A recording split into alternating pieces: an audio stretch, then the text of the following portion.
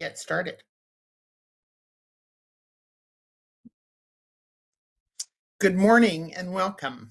I'm Cindy Condon. The time is now 8:30, and I would like to call the May 15th, 2026 meeting of the Energy Facility Siting Council to order. Mr. Secretary, please call the roll. Cindy Condon. Here. Ann Byer.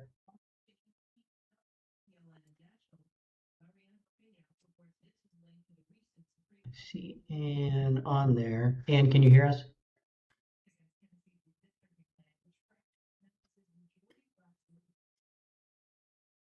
Councilmember Byer, are you able to hear us? There we go. I can hear you and I am here. Great, thank you. Kent Howe. Here. Richard Devlin. Here. Patty Perry. Here. Chair Condon, you have a quorum. Thank you. And Mr. Secretary, are there any agenda modifications? Chair Condon, there are no agenda modifications at this time. All right. I have the following announcements before we get started. For council members and anyone addressing the council, please remember to state your name clearly, and please do not use the speakerphone feature as it will create feedback. Please mute your phones, and if you are joining us by phone and receive a phone call, please hang up from this call and dial back in after finishing your other call. For those signed into the webinar, please do not broadcast your webcam. For agenda item C, excuse me, public comment period, there are two ways to let us know you are interested in providing comments to the council. For those using the WebEx, you will need to use the raise your hand feature. And for those on the phone, for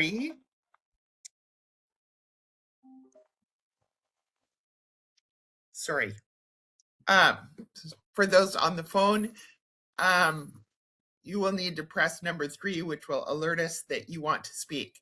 We will go over these options. We will go over these options again during that agenda item. If you want to receive future email notifications of council meetings, project milestones, or rulemakings through our Click Dimensions program, you can do so by clicking on the link in the agenda or on the council webpage. Look for the green box on the right-hand side of the page that says sign up for email updates. You are also welcome to access the online project mapping tool and any documents by visiting our website. Please note that the audio and video of this meeting is being recorded and may be posted to the council's website following the meeting. Energy Facility Council meetings will be conducted in a respectful and courteous manner where everyone is allowed to state their positions at the appropriate times consistent with council rules and procedures. Willful, accusatory, offensive, insulting, threatening, insolent, or slanderous comments which disrupt the council meeting are not acceptable. Pursuant to Oregon Administrative Rule 345-011-0080, any person who engages in unacceptable conduct which disrupts the meeting may be expelled. Our first item on the agenda today is the consent calendar, and we'll start with approval of the minutes. Did I presume everybody received them?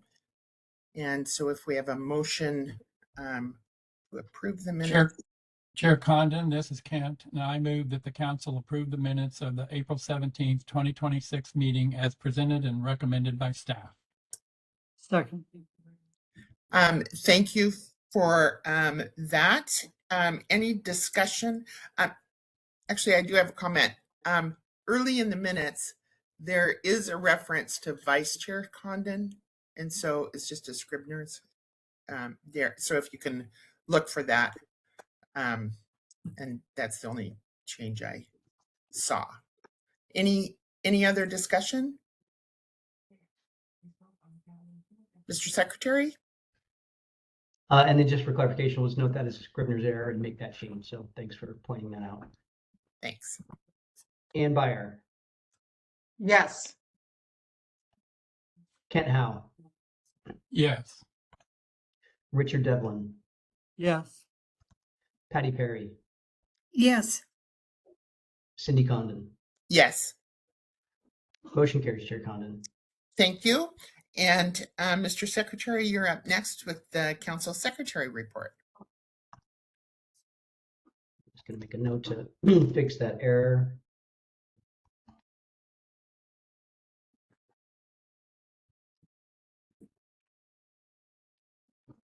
Okay, thank you, Chair Condon.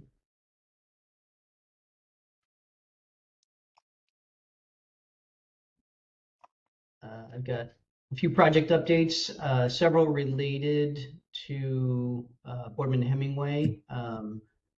First, I'm going to talk about amendment determination requests. These are all related to the Boardman Hemingway project. So as a reminder, an amendment determination request is an optional process where a certificate holder can request department review of proposed changes to determine whether those changes warrant review through the council's site certificate amendment process. That determination is based on review of the questions established in OAR 345-027-0350 sub 4. And we refer to these as the three coulds. So we talked about this last council meeting, but it's also a good reminder. And these are, could the proposed change result in a significant adverse impact the council has not addressed in an earlier order, and the impact affects a resource or interest protected by an applicable law or council standard. And then the second could is, could the proposed change impair the certificate holder's ability to comply with a site certificate condition?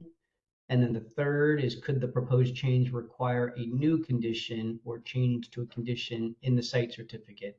So if the answer to any of those is yes, pretty clearly, then an amendment would have to be sought by the certificate holder to change the site certificate, conduct the analysis, potentially make changes to conditions.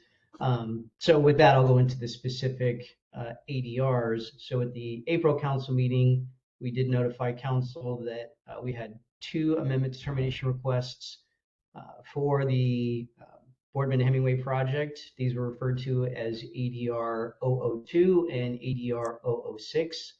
The first one, 002, requested a review of an increase in temporary disturbance for 15 road segments in Baker County.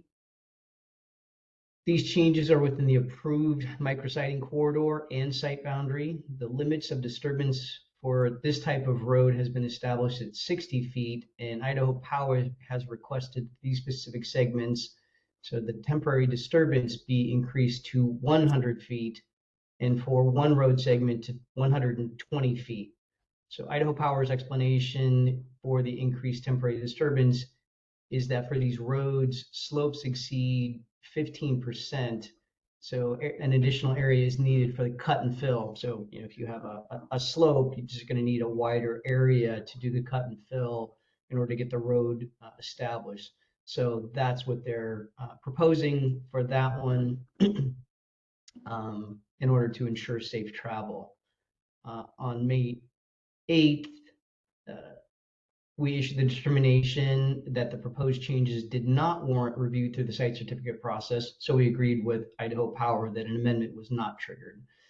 There are numerous conditions that apply to the impacts associated with these changes, and those conditions and associated mitigation plans are adaptive and are designed to capture changes and adjust based on the circumstances.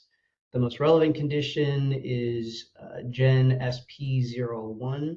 That allows for and requires the erosion and sediment control plan to be updated as needed given specific actions and conditions. So both the Bureau of Land Management in their review of the changes and Idaho Power do provide specifics about the design and erosion control measures.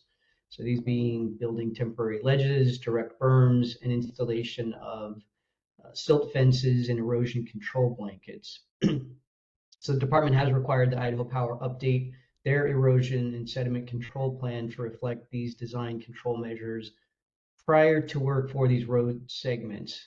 The department issued electronic notification of its determination and sent it to council on May 14th. So as with all of these amendment determination requests, you know, the applicant or the certificate holder has submitted to us. We've reviewed them. For these first 2, we've made our determination. Council does have the authority to either agree or if you feel like modifications are needed from that, or if you would like your own review, we can bring it back, any of these back to you at a future council meeting for a separate evaluation. Any questions on that one before I move to ADR 006? Okay, hearing none and seeing none.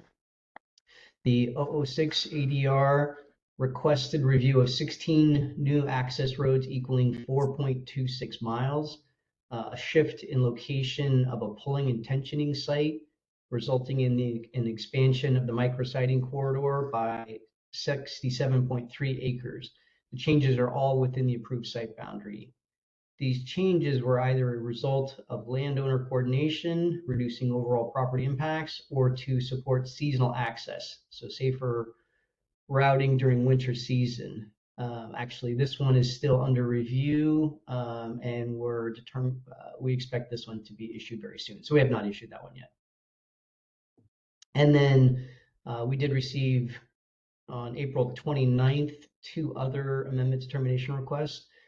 We refer to these as 001 and 011, not unclear there.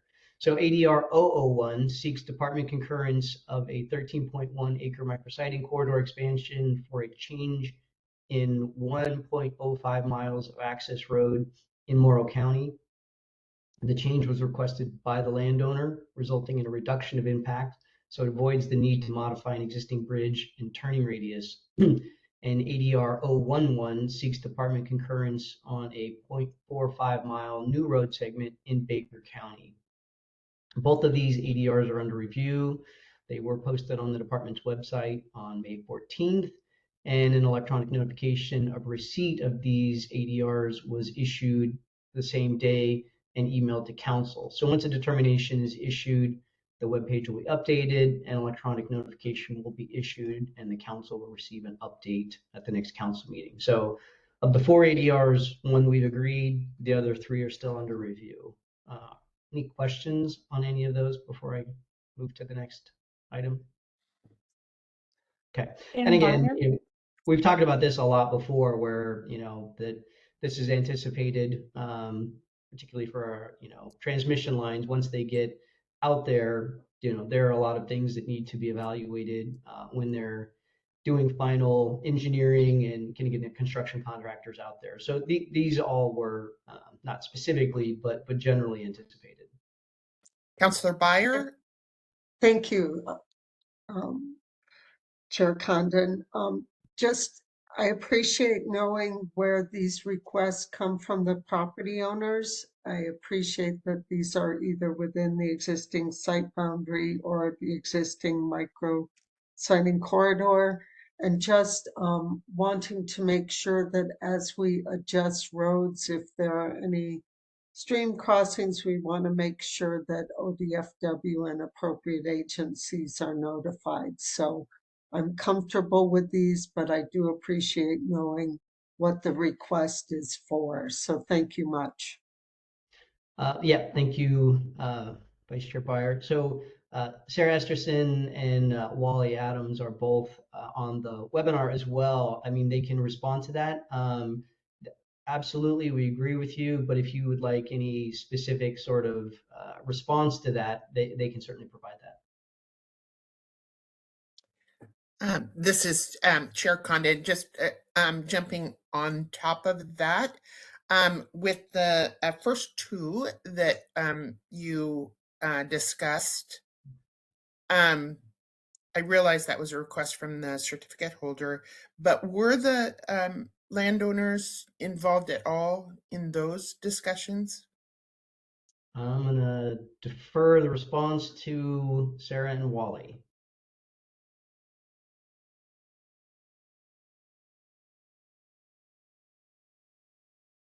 Either one of you, there you go.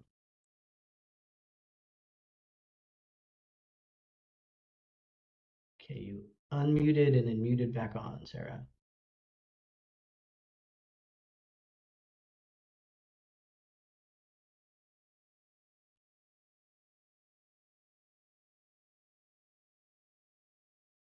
Sarah or Wally, do either one of you have a response? Hi, this is Wally Adams. Sarah would probably be able to answer better because she's the one actually doing the ADR evaluations. But I think for ADR 002, I think that was federal land where that applied. If I remember right, I don't think there were private landowners involved in that one in particular. And, you know, for the other question about like stream crossings and so forth. So when we get these ADRs, there's always a table that's included with an analysis that the certificate holder does, and then Odo does their own analysis, and it's organized by council standard. And you know, we actually go through condition by condition. What are the applicable conditions, and are there any changes that would be required? You know, based on the conditions, and part of the evaluation is, would there be a change required to the condition, which would then trigger an amendment instead of being able to just accept the amendment determination request as written. So for something like a stream crossing, that will come into play. Yeah, and can you hear me? Yes. Oh, okay. I was having flashbacks of COVID when nobody could figure out how to get on the webinar. But yeah, I guess I would offer that these ADRs so far have provided representations that all applicable underlying landowners have been consulted, and then they being Idaho Power, providing the easements and maps that show where the easements allow for the roads to be constructed, and it includes the language that offers you know, the specifications of either the final road width, the amount of temporary disturbance, and then the fact that, you know, things can change, and then the easements all have to be updated based on the final location. So they're fairly flexible, but those are all checks that we're doing as we work through review of these changes. Thank you. Does that address your comment, Vice Chair Byron? Yes, and just thank you. And I just want to make it clear to the public that even though these amendment requests don't have to come before the council, there is a thorough review that goes on before these are authorized. So thank you for the clarifications.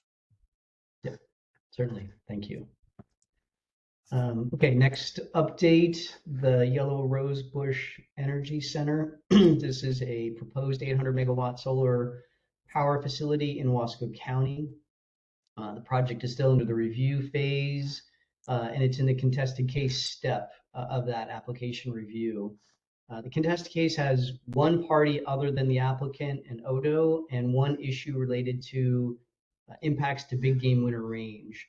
On May 8th, the council appointed hearing officer, Oregon Office of Administrative Hearings, Administrative Law Judge Kate Triana, provided an update for council. This was provided by email from me. So the important updates are that in April, both the department and the applicant filed motions for summary determination. This is a mechanism to argue that there are no genuine issues of fact to basically evaluate within the contested case proceeding, and then it can conclude pretty quickly after that, based on that determination, if that's correct. Party responded to the motions for summary determination, and the department replied. The hearing officer is now evaluating those materials and must issue a ruling by June 12th. Any questions on that update? And again, I sent the email with the Administrative Law Judge Triana's overview for council. Thank you. Okay. Next update, the Muddy Creek Energy Park. So if you recall, the council extended out their notice of intent timeframe by a year to a total of 3 years. That 3-year deadline for them to submit their preliminary application for site certificate is next Tuesday, May 19th. So if they submit it before then, we'll move into the application kind of review phase. If not, the notice of intent will expire. So we do anticipate that being submitted, but we have not received it yet. All right, next I you. have several compliance updates.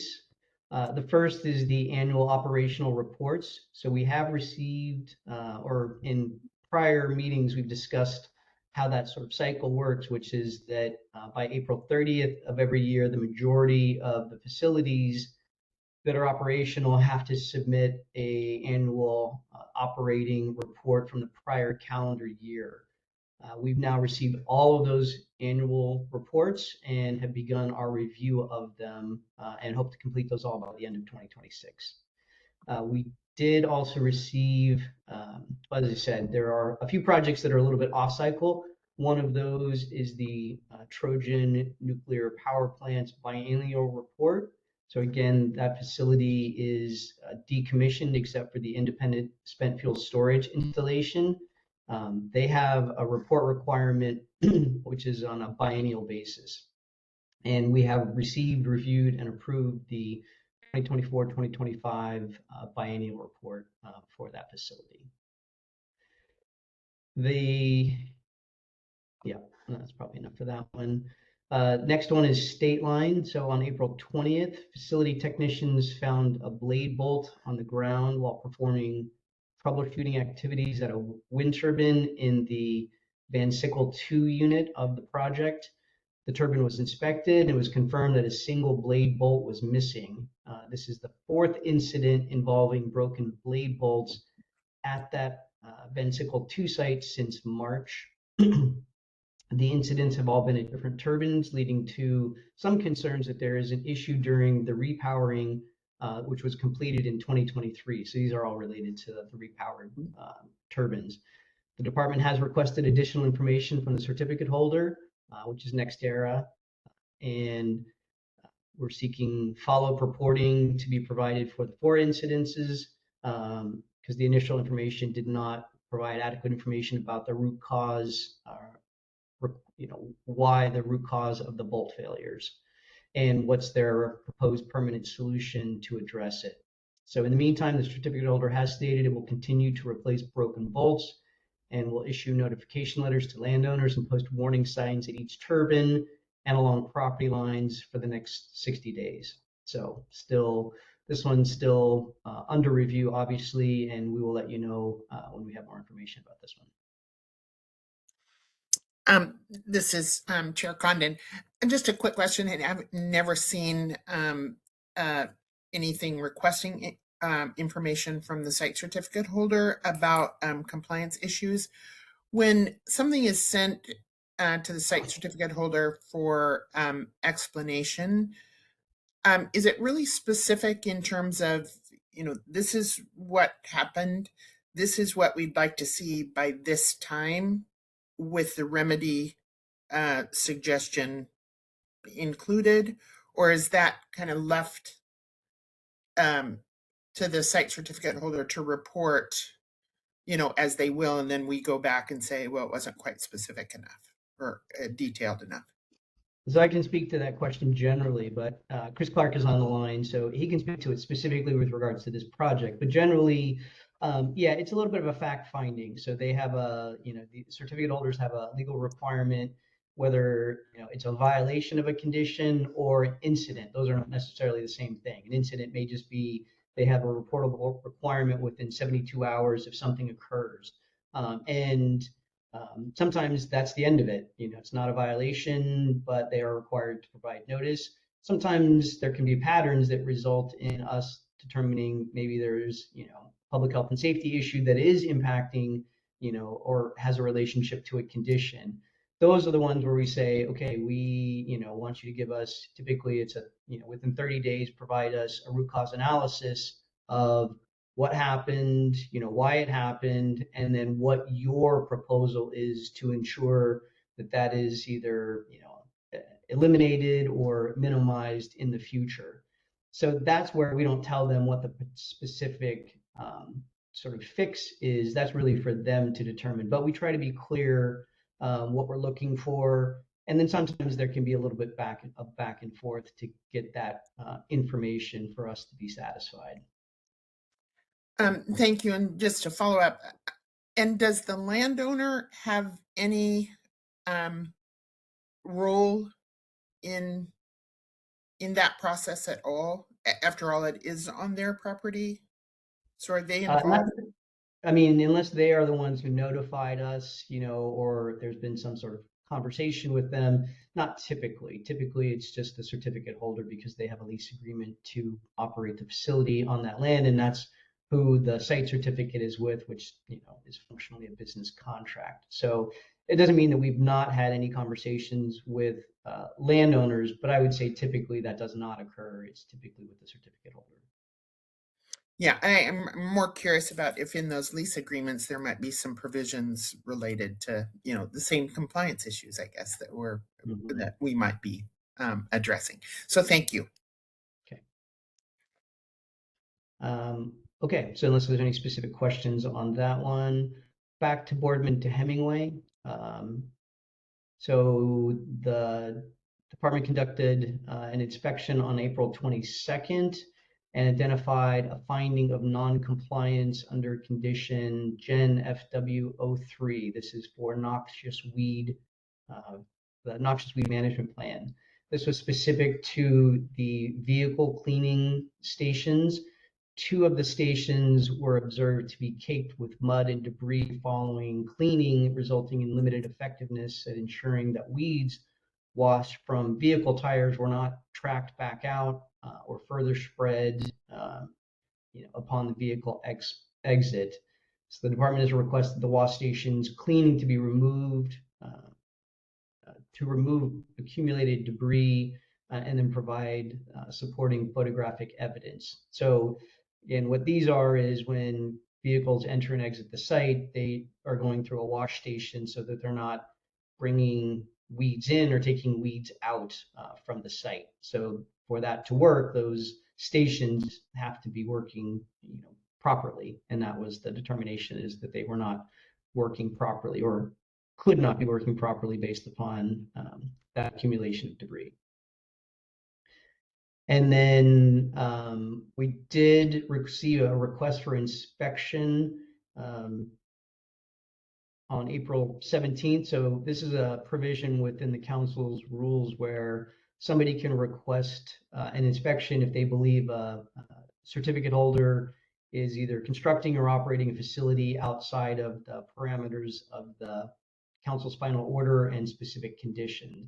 So in this particular case, on April 17th, we received a request for inspection for the Boardman Hemingway transmission line from Baum Smith LLC attorneys representing a landowner.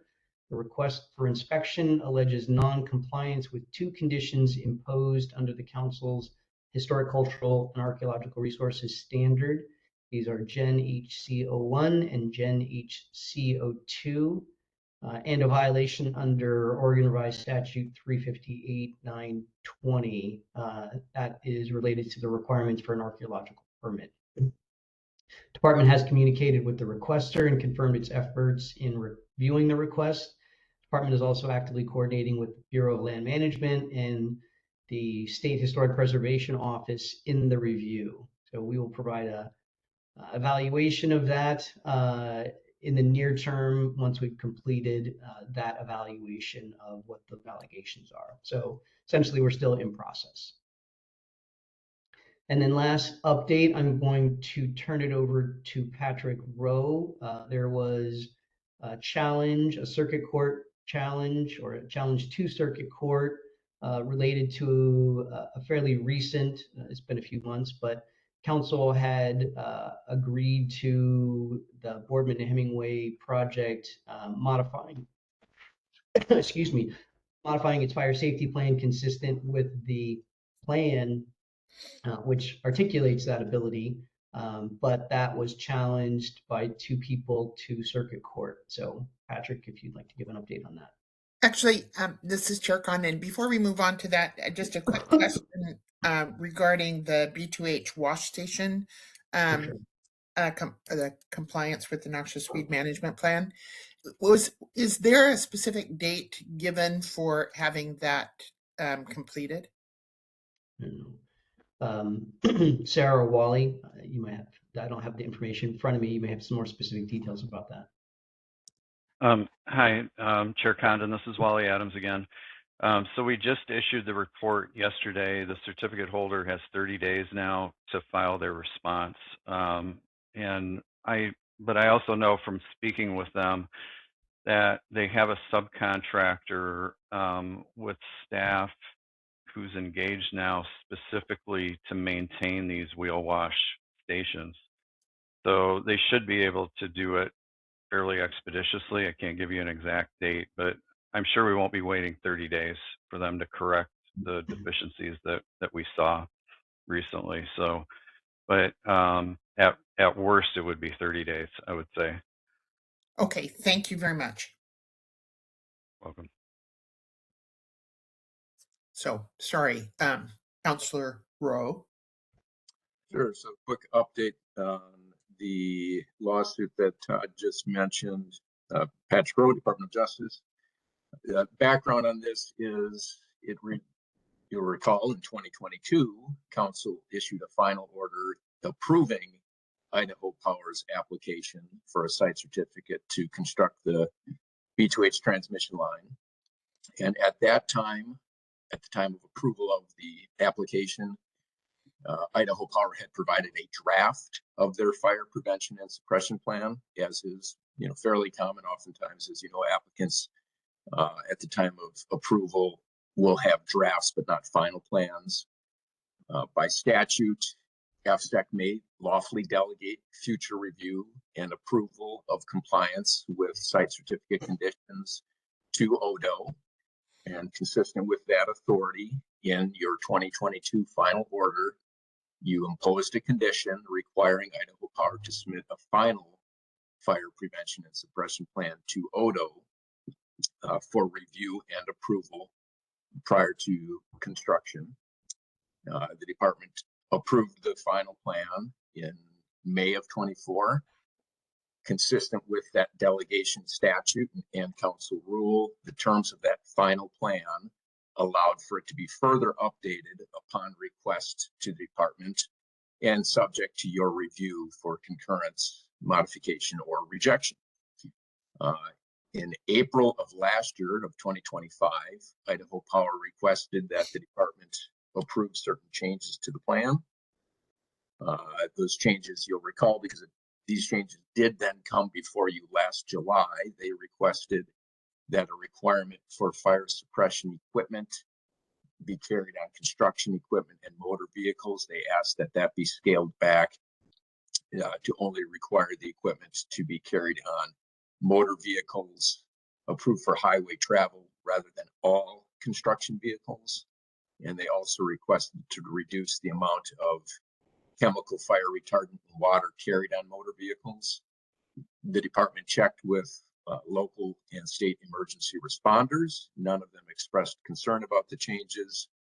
The department brought these proposed changes to you last July's meeting. They recommended council concur with them, which you did. You reviewed and unanimously voted to approve those changes to the fire suppression plan, prevention and suppression plan. Then Wendy King, Sam Myers, and Irene Gilbert filed a lawsuit in Morrow County Circuit Court. So that's the very first level of courts, trial court level. They named the department, council, and Idaho Power as defendants. They argued council should have processed the plan, the proposed or requested plan changes as a site certificate amendment. They asked the court to remand the issue back to council and require council to process the changes as an amendment and compel council to provide a contested case regarding those plan changes. So on behalf of the department and council, the Department of Justice filed a motion to dismiss the case. A motion to dismiss, it's a formal request asking the court to dismiss all or part of the lawsuit. It's typically filed by the defendant early in the process. It argues that even if your factual allegations are true, there's a legal deficiency that makes proceeding pointless. Here, the state argued that the court did not have subject matter jurisdiction and that the plaintiffs failed to state a claim for which the court could grant relief. And I can explain that a little bit more. Under the Oregon Administrative Procedures Act, courts have jurisdiction to review a final order of an agency. So we pointed out that the council's July 25 approval or concurrence with the changes to the fire suppression plan was not a final order. Rather, what you were doing was implementing the final order that you had issued in 2022, where you approved the site certificate and you allowed for future finalization and revisions to the fire plan. We also argued that the plaintiffs failed to state a valid claim because, among other reasons, there's no legal requirement for the department or the council to have processed the changes as a site certificate amendment. Idaho Power also filed a motion to dismiss. They made similar arguments. The court issued its decision recently. They sided with us and with Idaho Power. They found they did not have jurisdiction over the case for the reasons that I just explained. They noted it was clear from the statutes, rules, and language in the 2022 final order that the site certificate, and in the site certificate, they noted that the language in the final order and the site certificate made clear that the fire suppression plan was intended to be modifiable and that such changes would not be considered an amendment to the site certificate. So put another way, your 2025 approval of the plan changes was not a final order. If plaintiffs were opposed to allowing changes to that fire suppression plan, their opportunity to challenge it would have been through challenge back in 2022, challenging the final order that you're delegating the authority to the department to approve a final plan was inappropriate. So that's a long explanation. That's with circuit court level, so it can be appealed. If the plaintiffs wish to appeal the circuit court's decision, they must file and serve an appeal by June 5th. That is my update. Thank you. Long, thorough, and appreciated. Thank you. You bet. Any questions, comments? Okay, then the last thing on my update is the next council meeting.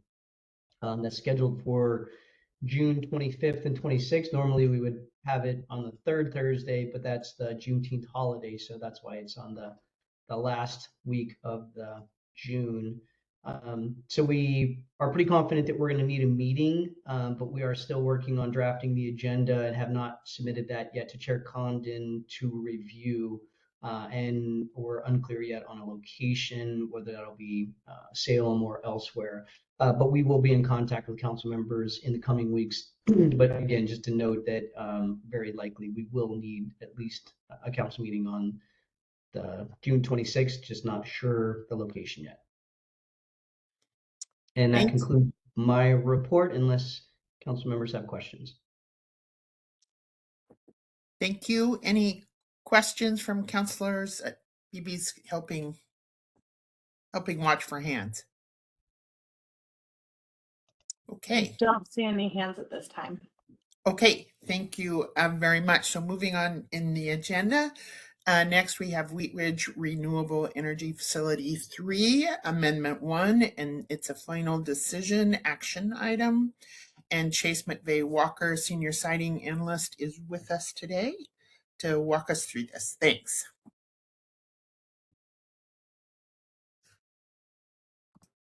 Good morning. Can you see my screen? Is it sharing yet? Yes. It is sharing. Okay, you can see the slide. Okay, great. Or I think it's the slide. Agenda item B, Yep. action item. Great. Yep. Okay, perfect. Thank you, Chair Condon, and good morning, council members. For the record, my name is Chase McVeigh Walker. I'm a Senior Siting Analyst at the department. I am here this morning to go over the draft final order on request for Amendment 1 for the Wheat Ridge Renewable Energy Facility 3. The Wheat Ridge Renewable Energy Facility 3 is an operating solar power generating facility in Morrow County. The facility includes 50 megawatts of solar power generation and related and supporting facility components, including 15 battery energy storage system sites and approximately 3.2 miles of access roads. That's like currently built components. Unbuilt facility components include an additional 100 megawatts of solar PV generation on 1,937 acres and 100 megawatts of battery energy storage. The facility is located within an approximate 2,294 acre site boundary, located about 5 miles northeast of the city of Lexington and about 7 miles northwest of the city of Heppner. Here on this slide, the facility as approved is everything within the purple site boundary, so the orange colored area as well as the green hashed colored area. This figure also represents the amendment request, and I'll get into the amendment request on the next slide, but this is my only figure representing it. And the amendment request is, amongst other things, is to split the facility from an approved single facility into 2 independent facilities. One of the 2 facilities would keep the name Wheat Ridge Renewable Energy Facility 3, and that facility itself would include everything that is currently operational and built, which in this figure is everything in the hashed green area. In the unbuilt components would represent a new facility named Wagon Trail Solar 2, and all of those components would be located within the orange colored portion of this figure. Okay, and I'll get into that here. As I mentioned, in request for amendment 1, the certificate holder does propose to split the facility into 2 independent facilities, the Wagon Trail Solar 2 facility and the Wheat Ridge Renewable Energy Facility 3. In addition, the certificate holder proposes to extend the construction deadline for the approved but unbuilt facility components, which would be the Wagon Trail Solar 2 facility. And the request also includes several amendments to conditions consistent with the site certificate split.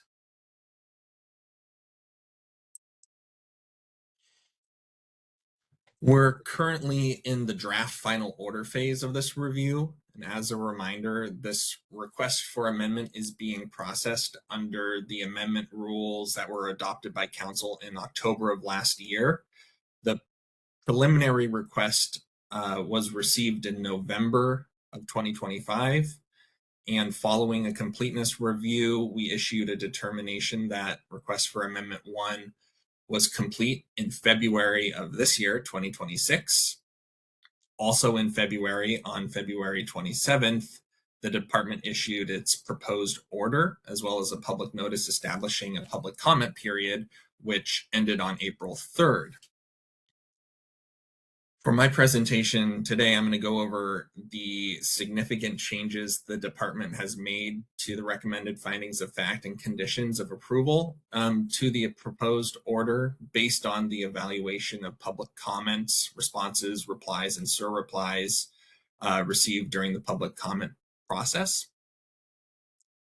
Following my presentation today, council may adopt, modify, or reject the draft final order as its final order.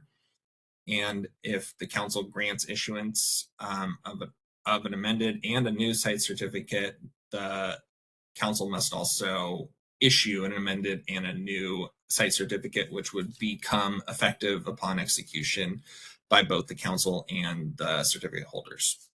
And here on this Chevron process slide, as indicated by the red outline were in the last phase of the process prior to actual execution of the order.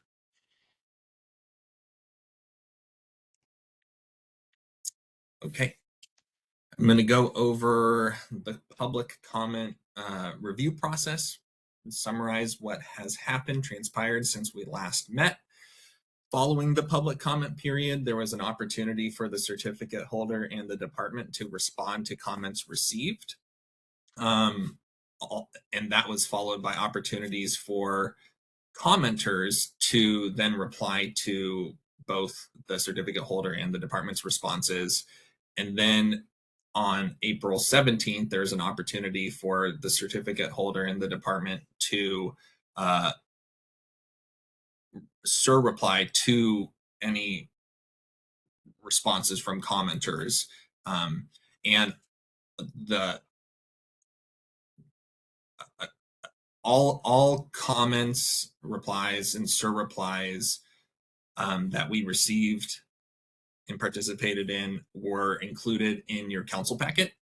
As a quick overview, we received 4 written comments from 4 different commenters during the comment period and 1 oral comment at the public comment hearing in March. The department identified 5 issues raised in those comments. Both the certificate holder and the department provided responses to those comments on April 10th. 1 commenter provided a reply to the department's responses, and the certificate holder provided a surreply to that commenter's response or reply.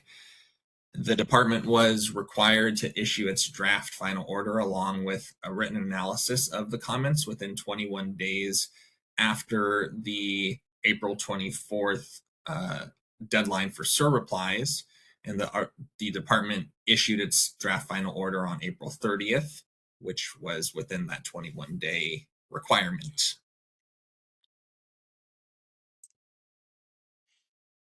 As I've already mentioned, today's presentation will focus on the issues where our evaluation resulted in more significant changes to recommended findings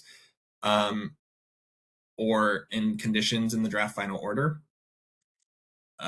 The standards for which the more significant changes have taken place are represented here on the screen in bold. On my next slide, I'll provide you with a quick summary of a couple administrative updates that were made to the draft final order. I'm not going to be going over any of the recommended findings or conditions in the sections that are not bolded here, as we went through those in March, but I'm happy to answer any questions that the council may have or help facilitate any discussion on those standards should you like.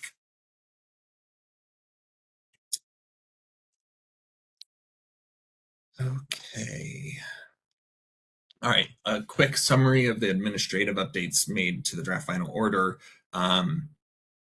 Approved during last month's FSEC meeting on April 17th, Council's modernization rulemaking resulted in a minor statutory correction and an update and a rule change, including a change to mandatory condition 5, which clarified what a construction right is.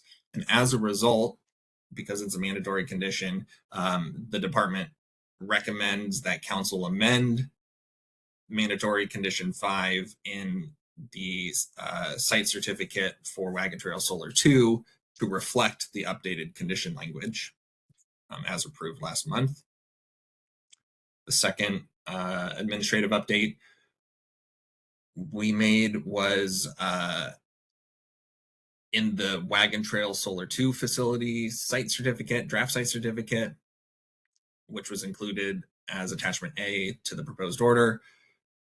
The department inadvertently removed Fish and Wildlife Habitat Condition 1 during the evaluation of ODF and W, Oregon Department of Fish and Wildlife's comments on the proposed order. This inadvertent deletion was recognized, and the condition, which was an existing condition, was included back into the site certificate. I reversed the deletion. No changes were made to the condition language as previously imposed. That wraps up the administrative updates made. Any questions on those updates? Okay. Now we'll get into the issues I have flagged as resulting in substantive changes. The first issue that resulted in a substantive change made in the draft final order is related to the reporting of incidental wildlife observations, and this was raised by the certificate holder. In the proposed order, the department recommended organizational expertise condition 6, existing organizational expertise condition 6, be amended to include the reporting of incidental wildlife observations, which was incorporated into the condition from the wildlife monitoring and mitigation plan. The certificate holder, in their comments, proposed an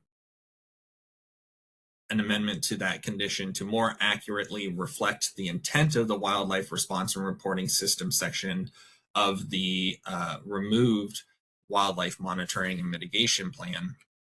In our evaluation, the department agreed that the certificate holder's proposed change of reporting incidental wildlife observations to reporting wildlife injury or fatality provides useful clarity, and recommended that the condition be amended consistent with the certificate holder's request. And on this next slide, I can show you the red line. So we had it at initially reports incidents of incidental wildlife observations, and now we're consistent with the certificate holder's comments. We're recommending it be changed to now say wildlife injury or fatality. So that wraps up the first issue. Oh, go for it. Yes, Condon. Sorry, Chase, Chair Condon, here. So are you suggesting removing the 72, the timing aspect? That was, yes, that would be removed. That was already recommended, but the timing aspect is, let me see. Pulling this up.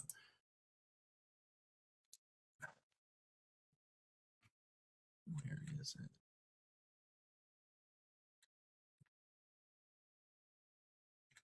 Well, I've lost my place.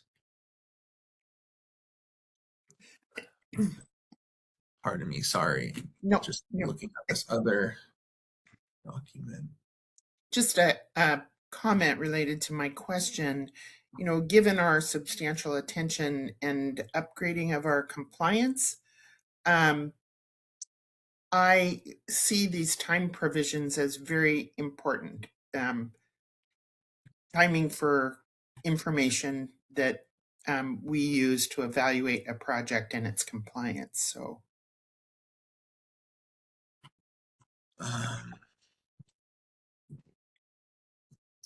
I just don't like an open-ended reporting aspect.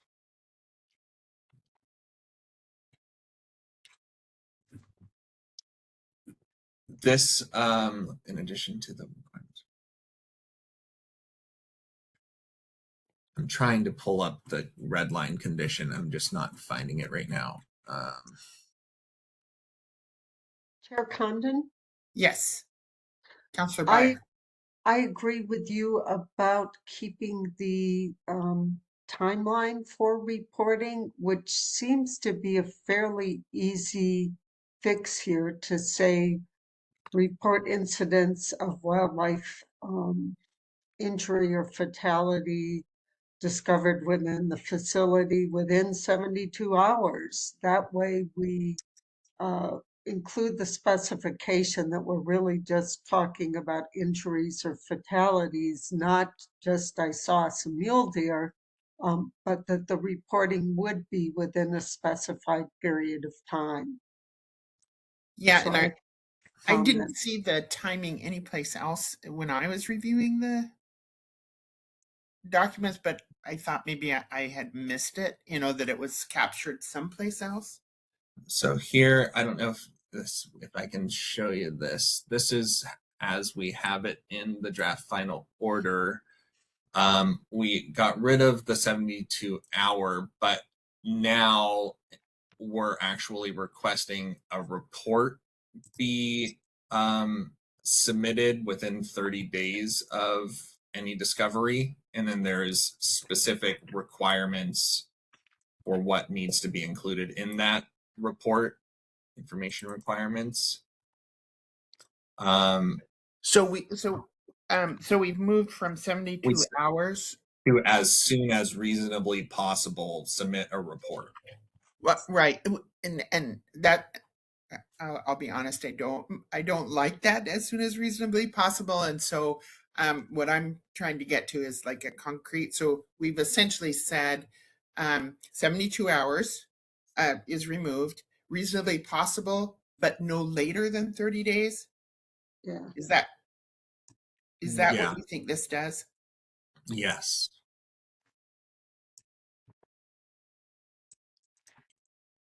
And sorry, this is Sarah Esterson, Senior Policy Advisor. I just wanted to note that, so this condition, it kind of follows the process that's established for a certificate holder to report, like self-report compliance issues.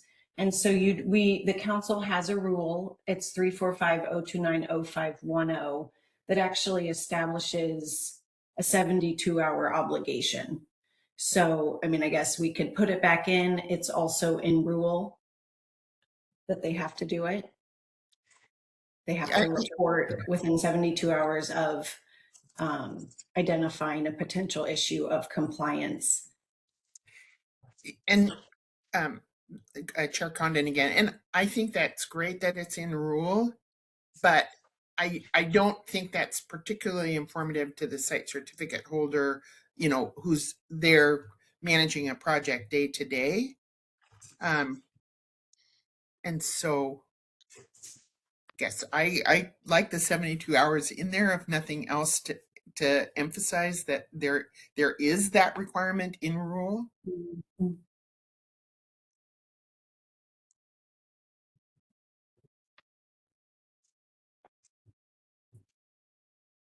Just something to consider. I mean, I realize you work with it every day and manage it, and we have more staff now, and that I think is certainly more effective. So if I may, would you want a report, like the certificate holder report these incidents within 72 hours, but then having a submittal of a written report within 30 days? Is that still sufficient, or do they need to submit a written report within 72 hours?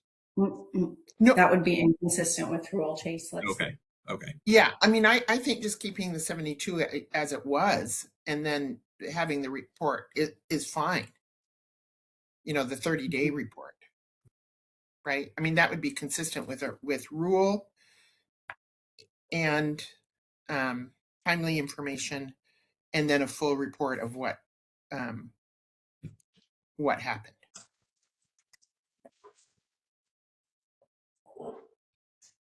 So I think what we're trying to do is connect A and B to a 72-hour obligation. So instead of saying as soon as reasonably possible, we will say within 72 hours, A and B, but then C and D need to be more with the 30-day. So we can work on that. Thank you. And I don't pretend to know the differences and how that comes into staff and then how it's dealt with day to day within that 30 days, if there's conversation or whatnot. So I want the process to work. But I think that concrete timing is important. Okay. Thank you. Thank you. Okay.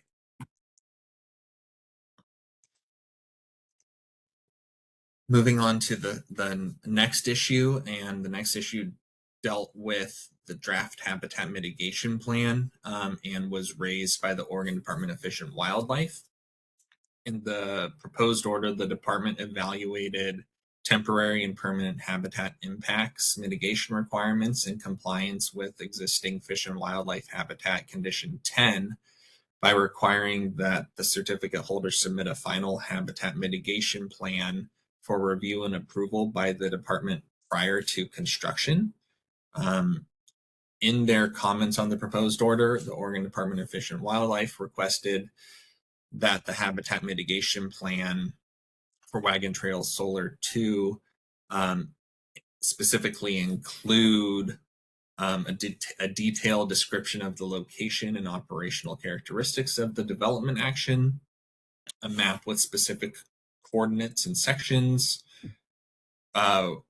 also requires submittal of a legal instrument, a schedule for reporting progress and efficacy of mitigation measures, a data sharing protocol for monitoring and survey results, clarification that temporary impacts are outside the fence line for solar facilities, and additional habitat enhancement actions to address category 3 and 4 permanent impacts.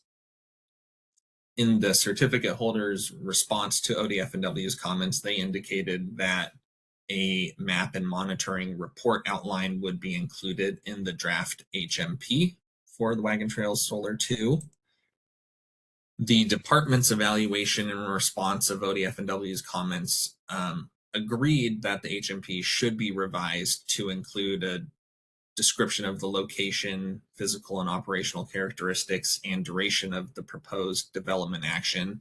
And the department revised the draft HMP in section 1 to include these information items. Also included in the draft HMP for Wagon Trail Solar 2 was a figure of the facility site, and that was included as figure 2 to the draft HMP.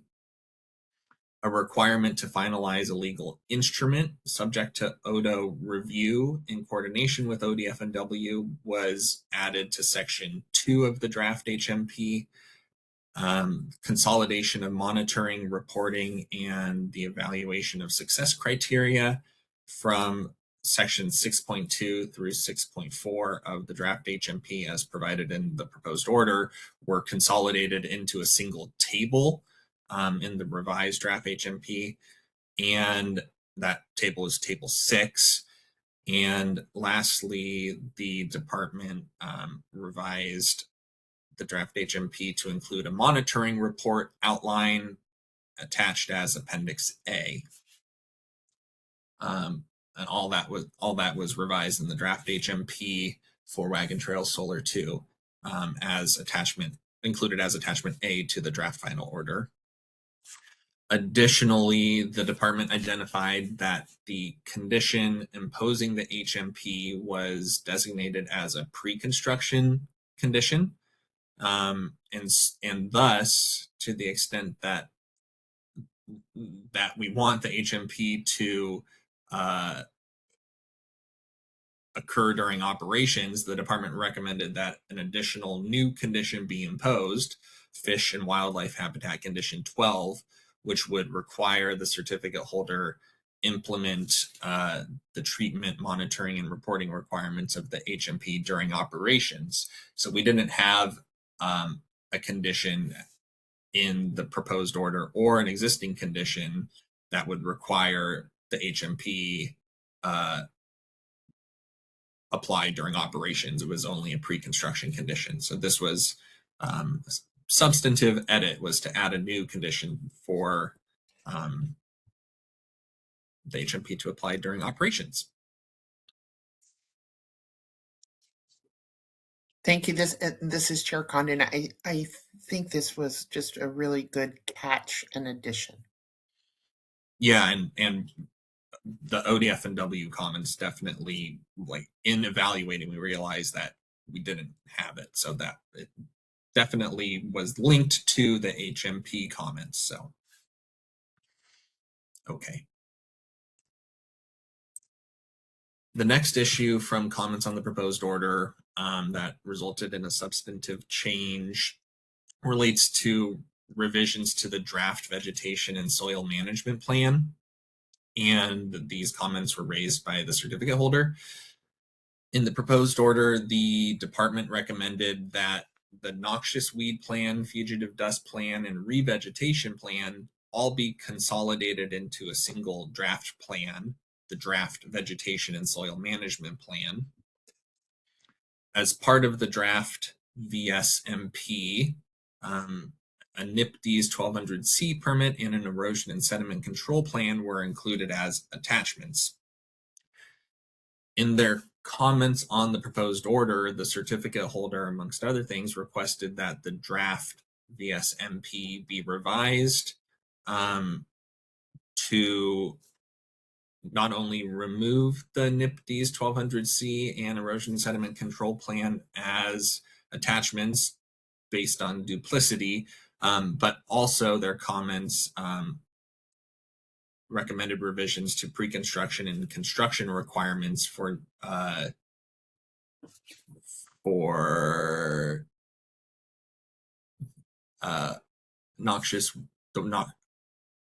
noxious weed surveys, monitoring, and reporting. And let's see. So in the department's evaluation in response to the certificate holder's comments, including agreeing that the 1200C and erosion and sediment control plan do not need to be attached as they're required by other conditions, clarification on actions associated with VSMP finalization were recommended, and that included updates to tables 1, 3, 4, and 5 of the draft VSMP. And those updates included modifying the requirement for annual vegetation weed monitoring to allow for a re-evaluation of the management and monitoring after year 5. Okay. Next.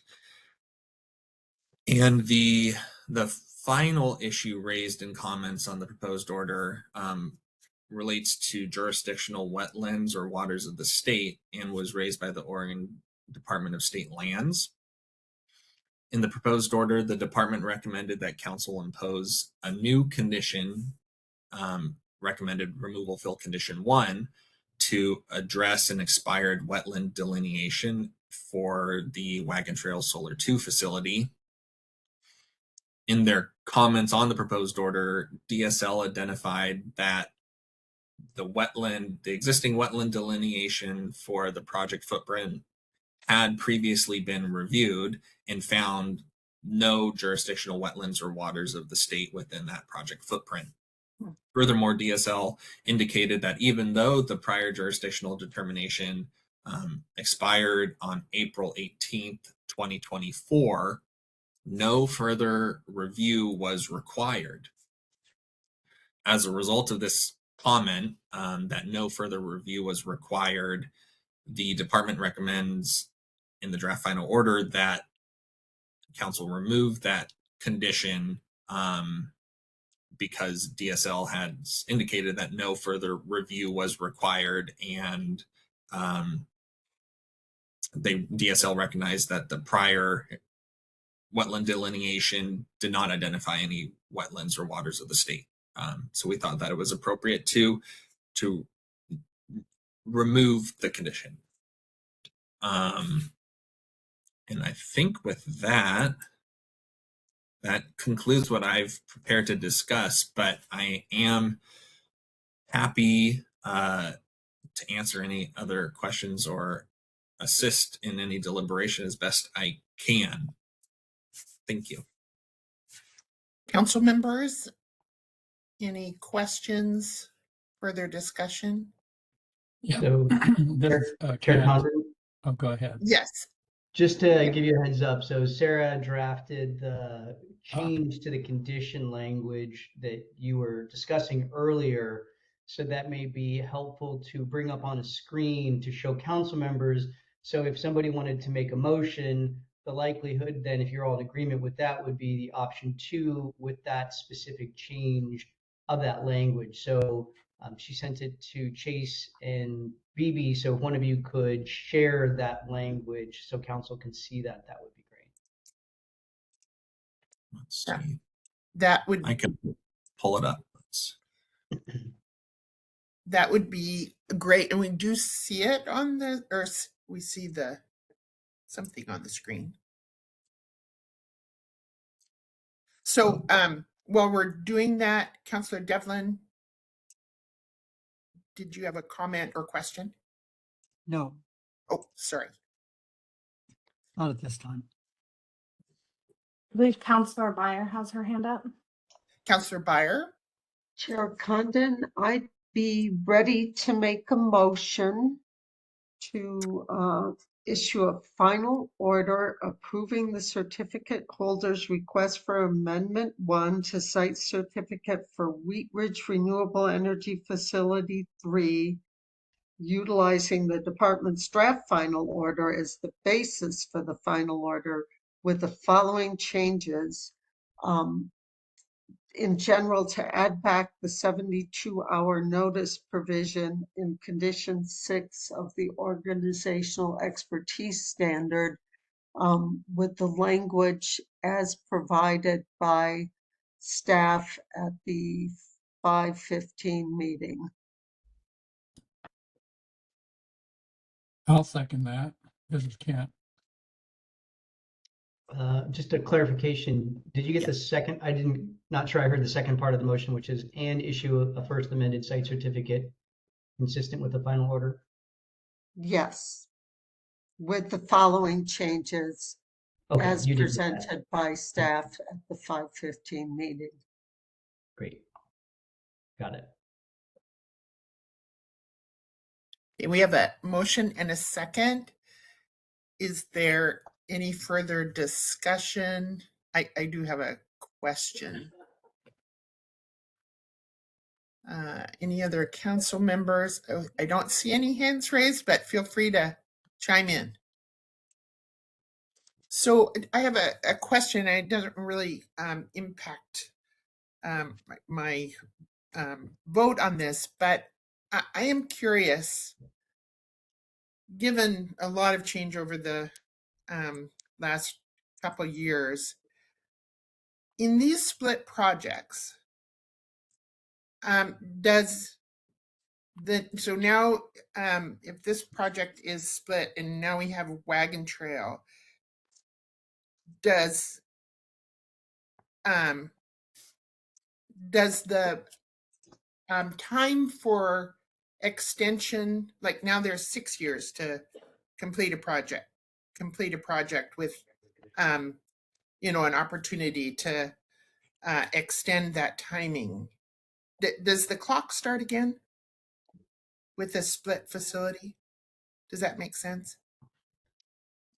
Yes. Sarah, do you want to take that one? It's a good question, and it can be a little complicated as you get sort of projects that begin construction on part of it and not part of it, and then split. So yeah, we try to track that very carefully, but I'm going to defer to Sarah on that one.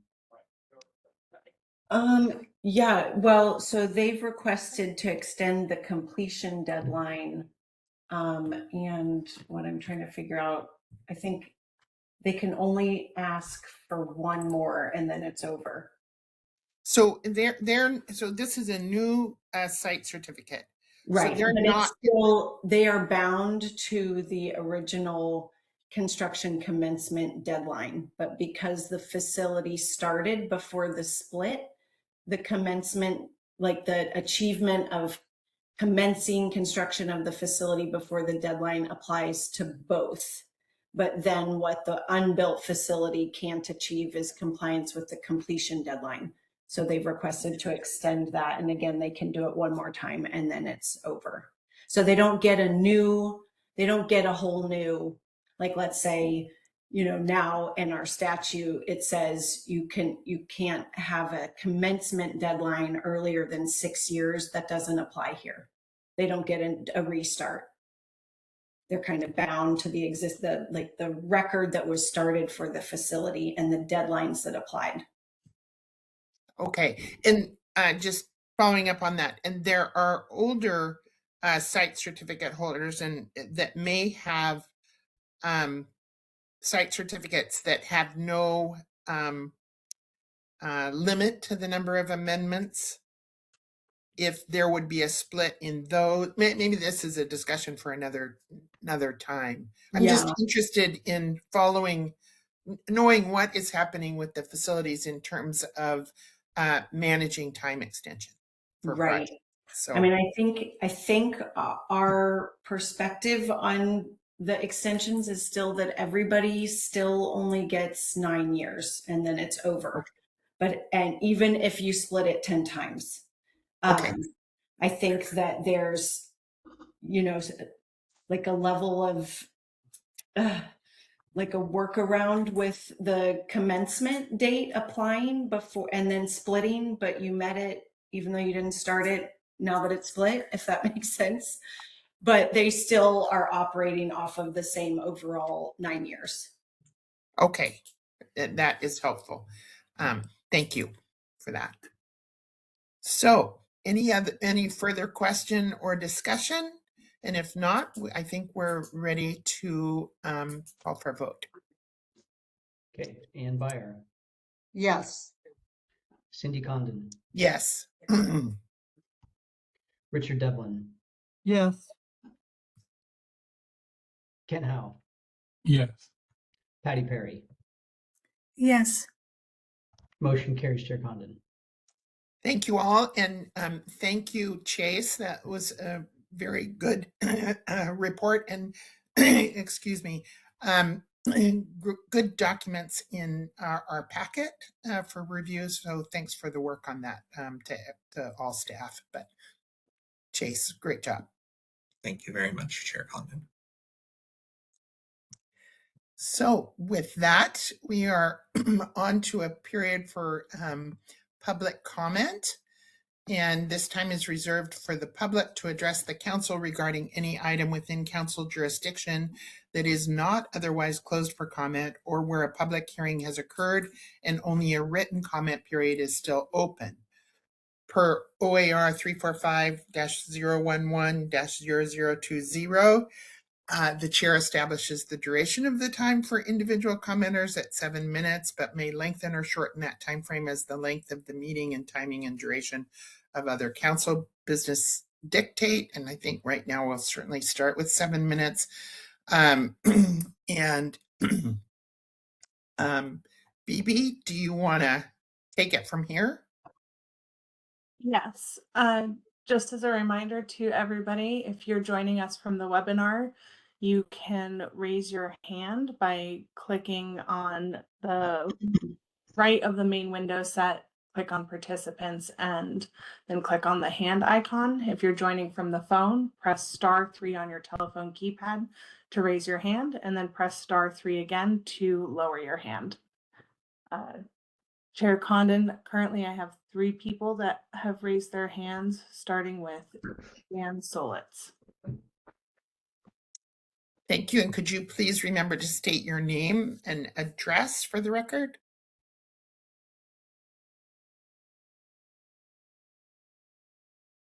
Hold on one second. I'm just trying to get them unmuted. Okay. Good morning. This is Dan Solitz. Can you hear me? Yes. Thank you for the opportunity to comment.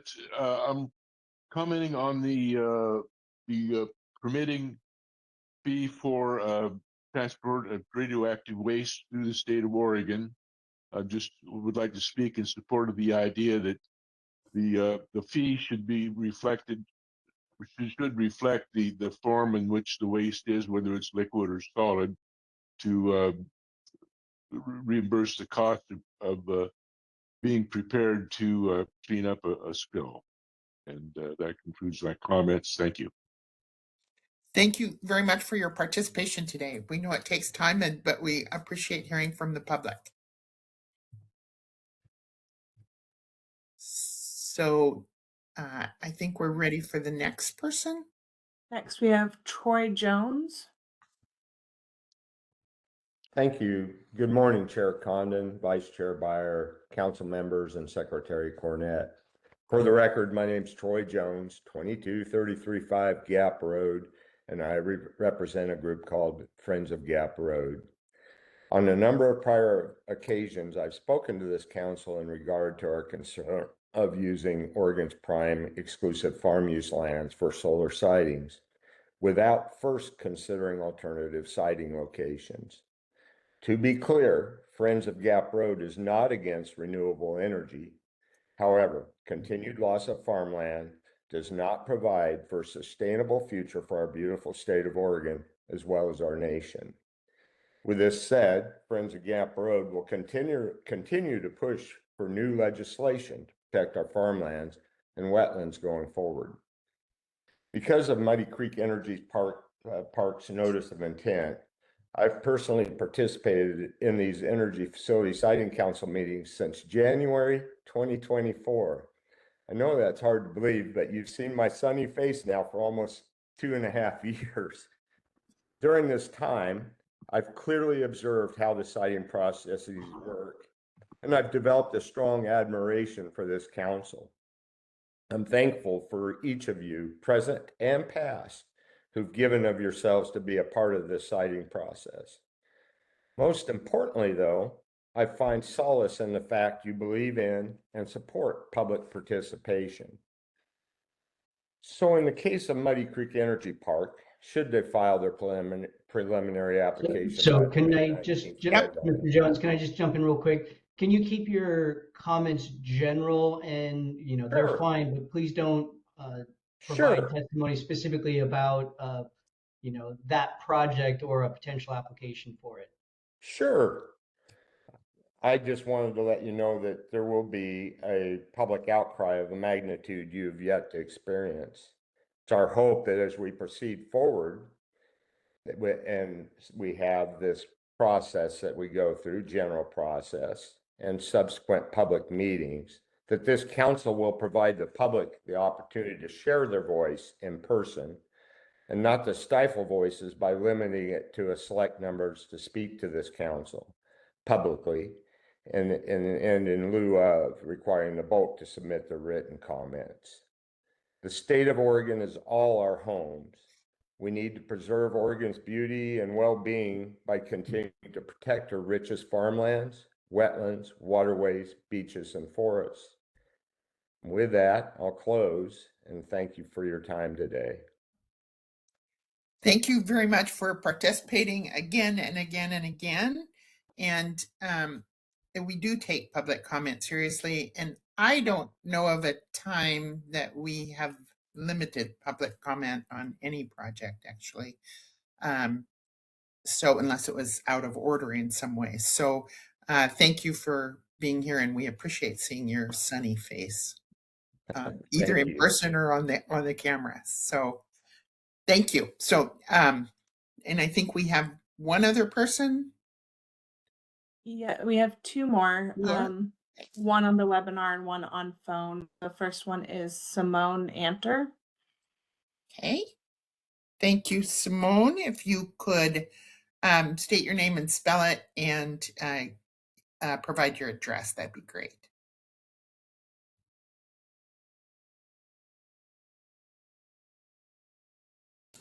Hello, can you hear me? Yes. Hi, my name is Simone Anter, SimoneAnter. I am a senior attorney and Hanford Program Director with Columbia Riverkeeper.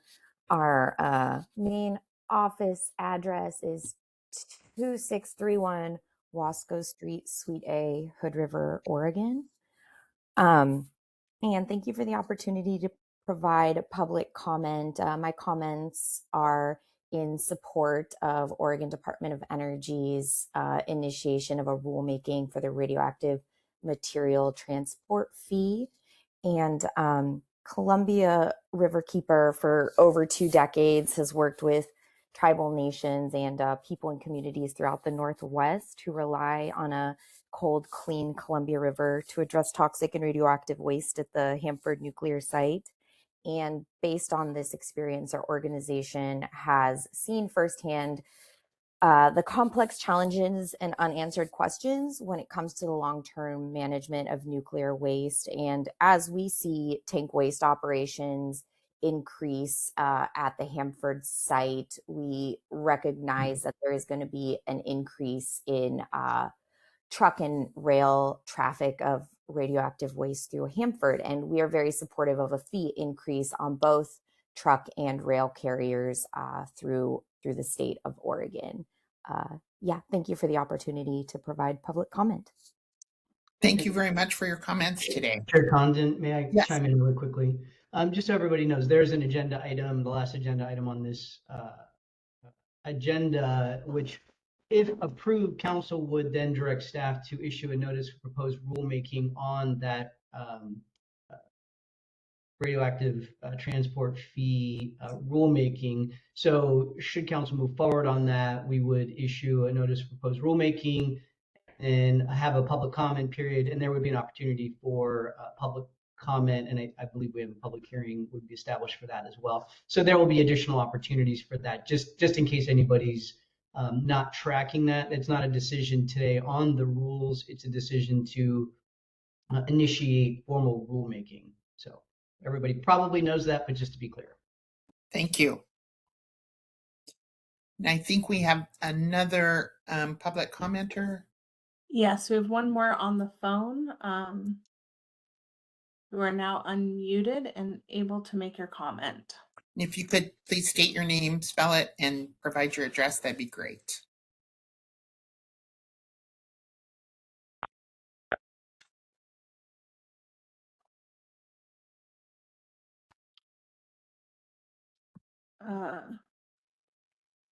The phone number 50 starting 509 is your turn to make your public comment. Sheikh Asquampa, good morning. My name is Kathy Sampson Cruzy. I'm an enrolled member of the Walla Walla tribe of the Confederated Tribes of the Umatilla Indian Reservation near Pendleton, Oregon. I'm a 71-year-old grandma. I'm not an elected tribal official, and I'm not on any committees. And I'm a retired social worker, happily married, and have many children and grandchildren still living on our homelands, and pretty concerned that the continued radioactive waste is not cleaned up, of course, for thousands of years at Hanford, and now there's going to be more shipment down the river on the rails and going across our homelands. So I appreciate Chair Condon and other board members and the state of Oregon working on some kind of remedy for this disaster that's happened with especially our 4 tribes, treaty tribes, the Yakimas, Warm Springs, Nez Perce, and ours. And I don't have any direct comment today because this is just a huge issue, as you all know. I did speak to several board members of our tribe, our governing board members, and I know they're waiting for this to come out, but there's been nothing that has come to our people at our general council. So I appreciate the young man that spoke earlier that something will be notified. But I'm sure that you know that there's a government-to-government relationship with the state of Oregon, and there's the 9 treaty tribes that sit. And I hope someone from this organization or DOE has spoken at that Nine Tribes meeting that happens in Salem. I will definitely be forwarding more information to my governing board and general counsel. And I do really appreciate everything that Columbia Riverkeeper does to keep us more informed. Thank you. Thank you very much. Before you leave us, can I get you to spell your last name and give your address? Sampson is SAMPSON, and then a space. Kruse is KRUSE. USE. Okay, thank you. And I haven't built a home yet up on my land at Pendleton, well, on the Umatilla Indian Reservation. So right now I'm happily retired at a little place called Otter Rock, 301 Otter Crest Loop, number 250. Our zip is 97. Oh God, I hardly ever mail myself. Anyways, Otter Rock, Oregon. All right. Thank you. Another beautiful place in Oregon. Preserve. Yeah, we're right at the Marine Preserve. I could talk to you more about, we need funding here too, but that's another day. All right. Thank you very much, Ms. Sampson Cruz. Thank you. Council or Chair Condon? Yes. Again, that's the last agenda item, but I think it would be appropriate for council to ask, those who are doing the presentation, to indicate, what, excuse me, what outreach has and is intended to occur with the treaty tribes in Oregon as part of that rulemaking. Good point. Thank you. Excuse me. BB, any other public I don't see any other hands on the phone or on the webinar. Okay, we'll just give it about 30 seconds.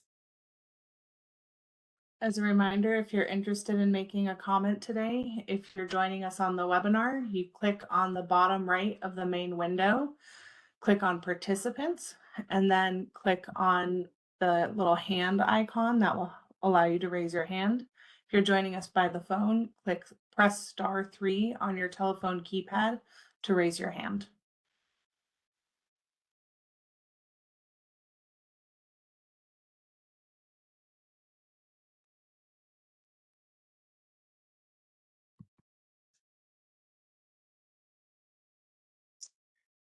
Chair Condon, I don't see any further hands on the phone or on the webinar. Thank you. And so with that, this will end the public comment period. And council members, I think we'll just take a 10-minute break if that timing is right for people. Does that work? Well, we will take a break. So it's now 10:03, and I would like to and we'll have a 10-minute break, and so we'll come back at about 10:13. Why don't we make it 10:15? Okay, thank you. To get started. So it is now 10:16, and I would like to call the meeting back from recess and continue on with our agenda. The next agenda item is the West End Solar Project. It's a site certificate termination action item, and Sarah Esterson, Senior Operations and Policy Advisor, is here to walk us through it. Thank you, Sarah. Thank you. Okay, good morning, Chair Condon, Vice Chair Beyer, and members of the council. Again, my name is Sarah Esterson, Senior Policy Advisor with the Siting Division. This agenda item is an action item to terminate a site certificate based on expiration of the construction commencement deadline. So we'll give you just a little background about what the project was as approved. The West End Solar Project was an approved 50 megawatt solar power generation facility. The approved site was 324 acres in Umatilla County, about 1 mile east of Hermiston.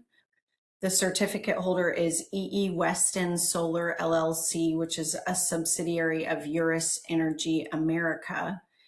And I just wanted to throw a couple interesting notes about this, the approved site for this facility. It was a really good site. It had minimal to no impacts to the resources that are protected by council standards. And it had 3 existing transmission lines that traverse the site, if you remember.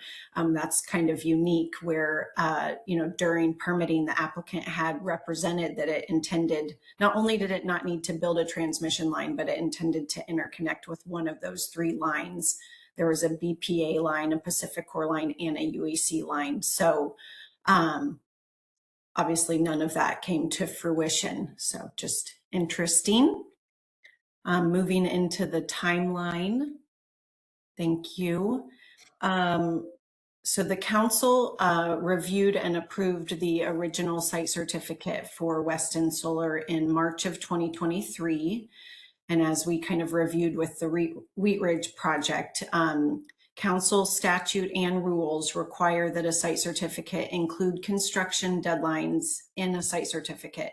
So in accordance with these requirements, you had imposed a commencement deadline of March 24th, 2026, 3 years after your original approval. And just another little opportunity for a quick note, as we mentioned with the Wheat Ridge presentation, during legislative session, the last legislative session, statute was passed that established that council may not impose a commencement deadline earlier than 6 years from approval. So over time, we will see fewer amendments seeking to extend deadlines, or at least not until a 6-year mark. Okay, back to West End.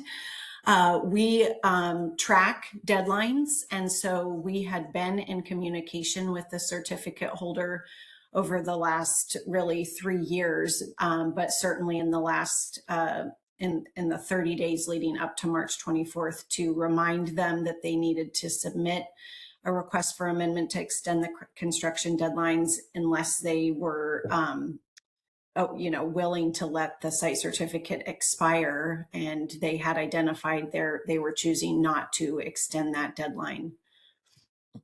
Okay, next slide, please. So council rules do have a process for terminating a site certificate based on site certificate expiration. And so it's really that you have to review and issue an order terminating the site certificate. Just what we're here to do today. And we recommend that you issue an order terminating the site certificate. That order was provided in your packet materials as attachment 1 to the staff report. And I think that concludes our presentation. Back to you. Well, thank you very much for that. And unless there are questions or discussion you'd like to have before a motion is given, we can do that. Or if someone is prepared to make a motion, I'm prepared, Madam Chair. Thank you, Councillor Devlin. The floor is yours. Madam Chair, Chair Condon, I move that the council issue a final order approving the SIP holder's request. Sure, I'm on the wrong one. I've been moving back and forth between screens, so I will go to the right one. Understood. We all understand, I think. Chair Condon, I move that the council issue an order terminating the West End Solar Project site certificate as recommended in the department staff report. Do we have a I'll second? second that. Yep, Kent is seconding. Thank you. Thank you, Councillor Howe. Any discussion, further questions? Seeing and hearing none. Mr. Secretary? Richard Devlin, Aye. Kent Howe, Yes. Ann Byer, Yes. Patty Perry, Yes. Cindy Condon. Yes. Motion carries, Chair Condon. And thank you, Sarah, for the presentation. Short and sweet. Yes. To the point. Thank you, Council and Chair Condon. I'll be routing that for your signature right now. Thank you much. And I did see the draft, so I'm ready for Great. it. Thank you. All right. Thanks very much. The next item on our agenda is the radioactive material transport fees rulemaking, and this is formal rulemaking initiation. It's an action item for us today. Tom Jackman, Siting Policy Analyst and Rules Coordinator, Mark Reese, Nuclear Emergency and Radioactive Material Transportation Program Coordinator, Oregon Department of Energy Nuclear Safety and Emergency Preparedness Division, and Matt Hendrickson, Oregon Department of Energy Radioactive Waste Remediation Specialist, Oregon Department of Energy Nuclear Safety and Emergency Preparedness Division, is here to walk us through it today. So the floor is yours. All right, thank you, Chair Condon. So I don't really have a whole lot to add to this one, since this was primarily run by the nuclear safety team. Mark is going to be presenting this rulemaking, but just as a sort of housekeeping sort of note for those who are participating or watching this presentation is for consideration for a notice of proposed rulemaking. So we have been engaged in coordination with a rulemaking advisory committee, and the intent is to present draft language today for council to consider. And should council approve that draft language, it would not become final. It would begin the formal rulemaking process, and we begin the public comment period. So that's just to frame kind of what we're here to do. So I'm going to turn it over to Mark to discuss what this rulemaking proposal is about. Good morning. Can everybody hear me okay? Yes. Great. Thank you. And BB, you're going to run the slides for me? Correct. Great. Thank you. Good morning, Chair Condon, and members of the council and our Siting Division colleagues. Joined today, as Tom said, by my colleague Matt Hendrickson. Not here that I want to give some credit to is Tom Cecilia, another member of our team who also contributed to this, along with our boss Max Woods, and also members of the RAC. Next slide, please. So the background. Large numbers of radioactive material shipments historically occurred without dedicated oversight or emergency response funding. In 1981, the legislature established permitting and fee requirements for radioactive material transportation in Oregon. Those fees support emergency responder training related to radiation and transportation safety. ODOT issues the permit. ODOT collects the fees and administers training programs. So just as a reminder, when someone buys a permit to move this type of hazardous material, they get the permit from ODOT, not from ODO. Next slide, please. Oregon Administrative Rules 345, Division 60 rules require transporters of radioactive materials to pay a fee for permit to do so. Permits are issued by the Oregon Department of Transportation, and fees collected by ODO are used to train emergency response personnel on issues of radiation transportation safety.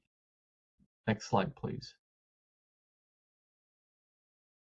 Under Oregon Revised Statutes 469-605, no person shall ship or transport radioactive material identified by Energy Facility Siting Council by rule as posing a significant hazard to public health and safety or environment if improperly transported into or within the state of Oregon without first obtaining a permit from the State Department of Energy. The director shall collect a fee from all applicants and permits under the section in an amount reasonably calculated to provide for the cost to the department performing the duties of the department under ORS 469. The director may delegate the authority to issue permits for the transportation of radioactive material to the Department of Transportation. Next slide, please. So emergency response training, emergency responder training. The fees collected are a primary source of funding for ODO's emergency responder training and preparedness activities for these radiological shipments. ODO helps coordinate response plans for potential radioactive material transportation accidents, developing localized strategies for on-scene management. Trainings are held annually or more frequently. Trainings are conducted in partnership with Oregon Health Authority's Office of Radiation Protection Services and Oregon State University's Radiation Center. Grants are provided to OHA and OSU for these services using the transportation fee revenue. Just as some more context, we just did a class of 25 at Oregon State University this past week. We also did a class in Ontario a month ago where we had about 25 participants. Next slide, please. So the goals of rulemaking: update the radioactive material transportation fees that were established in 1983. Yes, that's correct. They haven't been updated since 1983, more than 40 years ago. Ensure long-term funding for first responder radiation transportation training. Evaluate whether rail shipments should be included in the fee structure.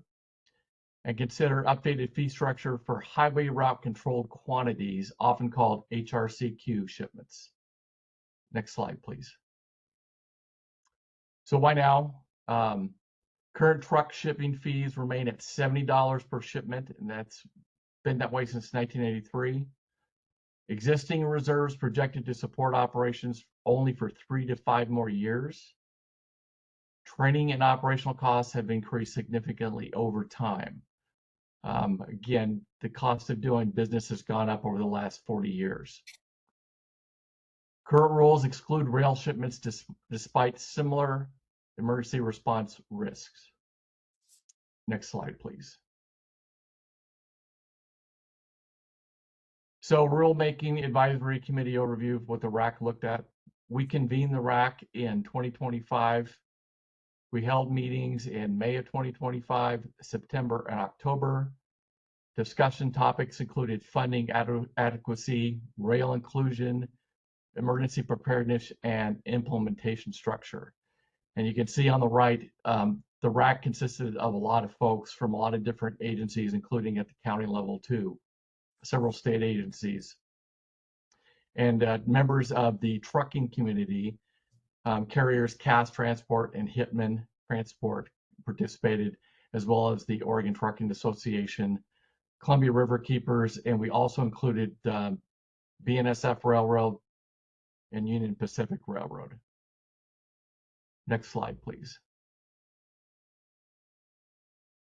So the feedback we got from the RAC: general support for updating fees after nearly 40 years without adjustment. Most members supported inclusion of rail shipments for parity and preparedness. However, the rail carriers represented opposed rail shipping fees. Support supported use of fees for emergency responder training programs. Again, just to reiterate, the fees go to training the first responders. They don't go to administrative fees. Next slide, please. So the rail shipment considerations. Radioactive material transported by rail presents emergency response risks similar to truck transport. Staff recommended including rail shipments in updated fee requirements. Federal requirements limit advanced permitting for rail shipments, but not fees. Recommended approach: collect fees after shipment, similar to Department of Environmental Quality oil by rail process. Next slide, please. Recommended new fee schedule. So increase the truck shipping fee from $70 to $125 per shipment. Increase annual maximum permit fee from $500 to $750 for specified placarded shipments. Apply equivalent fees to the rail shipments. For highway route controlled quantity shipments, established $1,250 fee.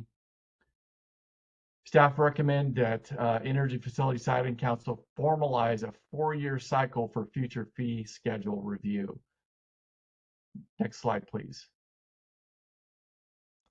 So the council options. Option 1, approve initiation of the radiation transport fee rulemaking as recommended. Option 2, approve initiation of the radioactive transport fee rulemaking as recommended with modifications. Or option 2, deny initiation of the rulemaking. Next slide, please. So now I think I turn it back over to all of you for deliberation. Thank you very much for being here today and for the presentation and materials that we received in our packet. A quick question for you. Can you go back to the RAC members, the list of RAC members? So, I realized that Columbia River Keepers, but just by comments during our public comment period, works closely with the tribes, or it certainly sounds like they do. But no tribal representation appears on this list. Is that, was there tribal representation? There wasn't on the rack. I believe that they were invited, but if I can answer a question now that Todd posed earlier about our involvement with the tribes, we do have involvement with Confederated Tribes of the Umatilla Indian Reservation and others. Our division supports the Oregon-Hanford Cleanup Board, just like Siding supports the UPSEC. On the Oregon-Hanford Cleanup Board is a Board of Trustees member. Currently, it's Aaron Ashley. So by statute, by Oregon statute, the bot has a position on the board. So when we communicate regularly with issues related to Hanford, there's tribal representation on the OHCB. We also have liaison into the tribes. As an example, one of my colleagues is the fire chief at CTYR Fire, and related to one of the Hanford shipments, I talked to him this week. I also put him in touch with folks from U.S. Department of Energy up at Hanford this week to talk about some pending shipments that are getting ready to start there. There's also a tribal group that interacts with U.S. Department of Energy, Tribal Radioactive Material Transportation Committee, that has several federally recognized tribes on it. They interact with ODO and also with the U.S. Department of Energy through the National Transportation Stakeholders Forum. So there is that engagement. It's not always perfect, but we try to have many touch points to our tribal colleagues and partners out there so that we make sure that they're also included in things. So there's also one of my colleagues at the Oregon State Fire Marshal's office also has a liaison into them and regularly communicates with them too, as does Oregon Department of Emergency Management and others. Thank you for that detailed response. And just, I think we all need to be aware that members of the public do want to be informed about this. I think many would be surprised about the 1983 fees still in effect in 2026. So that's why we're here, Madam Chair. Exactly. Chair Condon, can I yes interject? So thank you, Mark. That was helpful. That was what I was looking for. I think also it would be helpful if Tom can outline, since we don't have a slide, and we don't normally do at this point, but can maybe walk through for those on the webinar, what's our comment process? Who do we notify? How can people sign up to receive notification? And then specifically, just through FSEC's rulemaking process, how do we, notify the tribes and seek their input? The 9 treaty tribes in Oregon. How do we do that? So if you can walk through that, Tom, that would be helpful. Yes. So we just for the general public, and including the tribes or anybody who wants other government agencies who wants regular notice, we do have a sign up on our rulemaking page for receiving notifications, and we send out notifications for all rulemakings and for invitations to folks looking to join the RAC.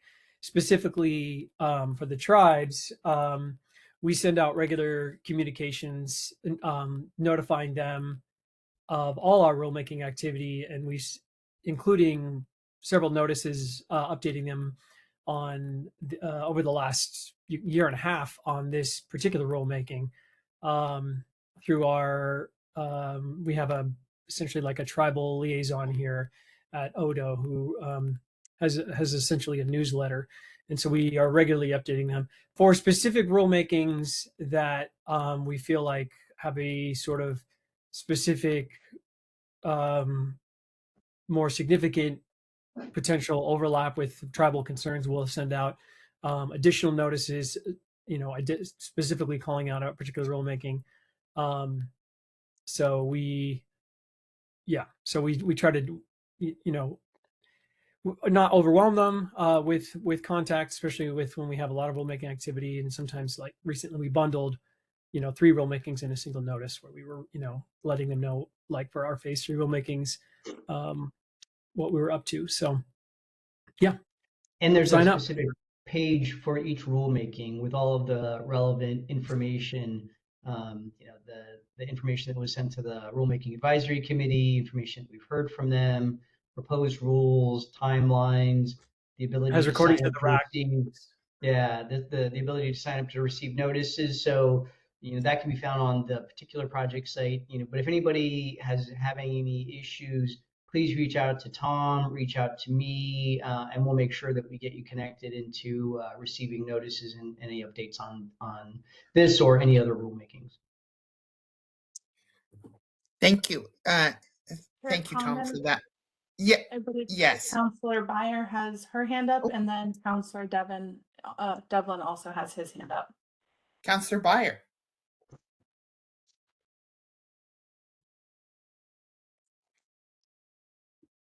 Councillor Byer.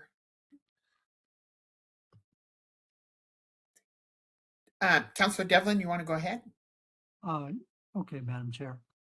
Just a couple of things. I looked at the application and it's somewhat thorough. I mean, it identifies who is actually making the shipment and gives a pretty good indication of what type of entity it is and what type of carrier it is and what their liability coverage is, et cetera, and what roadways they will be using. Of course, you'll have to add railroads to that if you add railroads. But the fee is not so much, it's not really for the application, it's for the placards, correct? On each shipment. Each shipment pays a fee. Was that for me, Counselor? Yes. Yes, I guess. They're required to placard it by what it is because it's a hazardous material, but it's for the application to get the permit from ODOT. Yeah, but they pay for each shipment, correct? Or they pay a one-time annual fee. Okay. And is that dependent on Just what type as of an waste? example of something that's moving on the road, just on a business practice, uranium hexafluoride runs quite a bit up and down Interstate 84. So I know that the company that does that buys an annual permit instead of every truck shipment. Okay.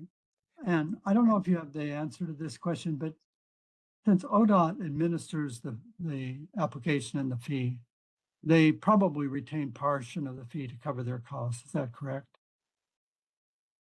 I don't believe so. That's a little bit unusual for ODOT. Well, if I can add to that too, the one thing that folks don't realize is they think that this permitting goes through ODOT when ODO established that rule years ago to collect the fee to pay for the first responder training. So a lot of times within this space, they think, oh, this must go to administrative fees over there. It does not. Yeah, I would think that there would be some, it's a different issue. I would say though, actually that nobody should really object to the 125. I looked at what the inflation factor was for it. And for $70 in 1983, it would take approximately $234 to have the same buying power. So 125 is pretty reasonable. So one thing I would add to that, Councillor Devlin, is that we looked at not only the inflation rate, but also the spending rate. So it would have been easy to just say it was this in 1983, and so we should just multiply that by inflation. But we try to be responsible with when we try to do fee calculations, and so we sort of looked to inflation as a sort of a cap, but then adjusted that based on anticipated actual expenditures, actual needs. Yes. Okay. Thank you, Madam Chair. Thank you, Councillor Devlin. Councillor Byer, did you have a comment or question? Chair Condon, I got an email from Vice Chair Byer. Sounds like her audio went out. So Oh, she may be struggling to connect in now with her audio.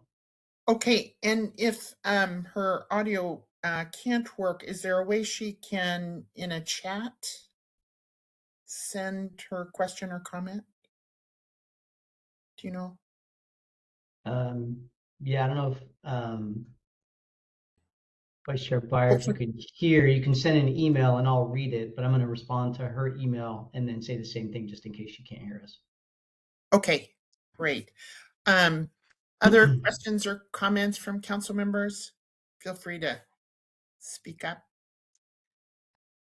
Okay, I do have a question. One with respect to the annual fee.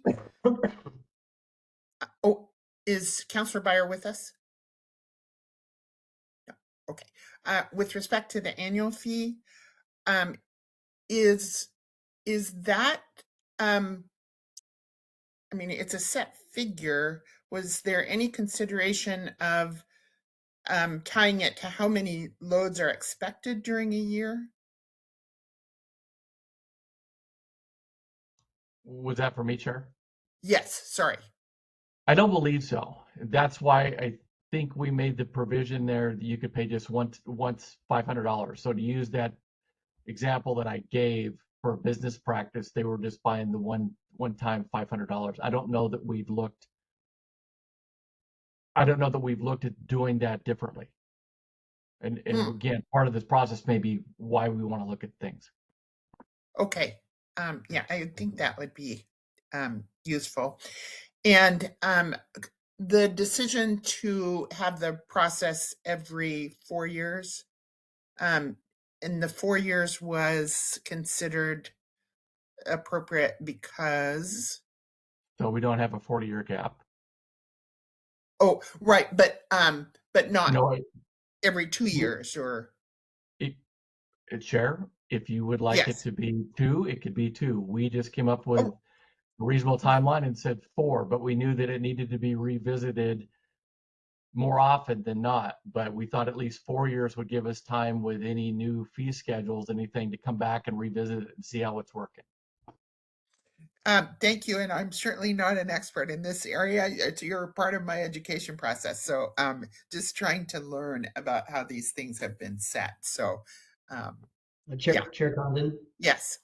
So just a note on that, I mean, if council moves forward with this, you'll receive comments, and you may receive comments on that particular point as well, whether people want it to be less or more, or some different sort of way. But I think keeping it at 4 for now doesn't mean you're obligated to ultimately, approve the rules at a 4-year time frame. You may get, significant numbers of comments related to that, which may then, influence your choice to either stay with that or change it later on. So just because that's in there now doesn't obligate you, to stay with it. Yes, thank you. And I do realize we're in the beginning of this process, and it's just educational from the outset, I guess, for me. And I have one other question, and it's related to the rail carriers' opposition to fees. And I'm just curious if that is tied to they have a different safety training program that they're responsible for and feel no need for that safety training. I'm just curious about. I'll start by that, but I'm also going to call on my colleague Matt Hendrickson too, because Matt does have a real background. But some of the pushback was because the way that they currently do business with commodity shipping across the country, but they do have training, and they offer